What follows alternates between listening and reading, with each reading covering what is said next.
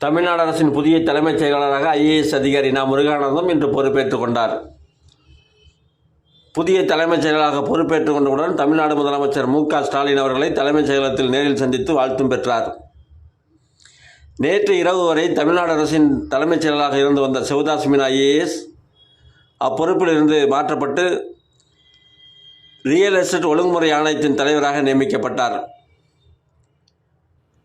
Real estate ஒழுங்குமுறை ஆணையத்தின் தலைவராக இன்று பொறுப்பேற்றுக் கொண்ட சிவதாஸ் மீனா தமிழ்நாடு அரசு தலைமைச் செயலகத்தில் முதலமைச்சர் மு.க. ஸ்டாலின் அவர்களை நேரில் சந்தித்து வாழ்த்தும் பெற்றுள்ளார்.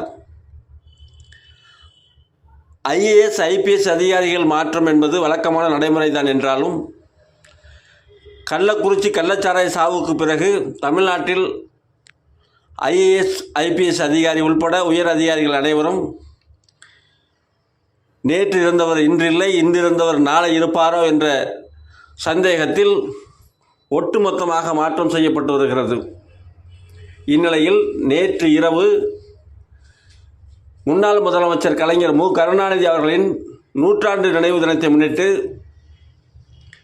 மத்திய பாதுகாப்புத்துறை அமைச்சர் ராஜ்நாத் சிங் அவர்களின் தலைமையில் நாணய வெளியீட்டு விழா நடைபெற்றது.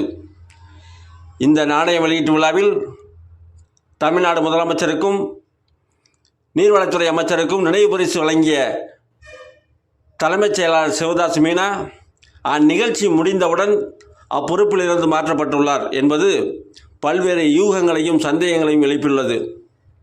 குளம்தான் வந்துவிட்டது என்று கொக்கு கொண்டாடவும் கூடாது, தண்ணீர் தான் வந்துவிட்டது என்று மீன் துள்ளவும் கூடாது, அதோ கோடை காலம், குளிர்காலம், வசந்த காலம் என்று மாறி மாறி வரதான் செய்யும், எதுவும் இங்கு நிரந்தரமில்லை என்பது இச்சம்பவத்தின் மூலம் நிரூபணமாகியுள்ளது. எனவே ஐஏஎஸ் ஐபிஎஸ் அதிகாரிகள் மாற்றம் செய்யப்படுவது முக்கியமல்ல.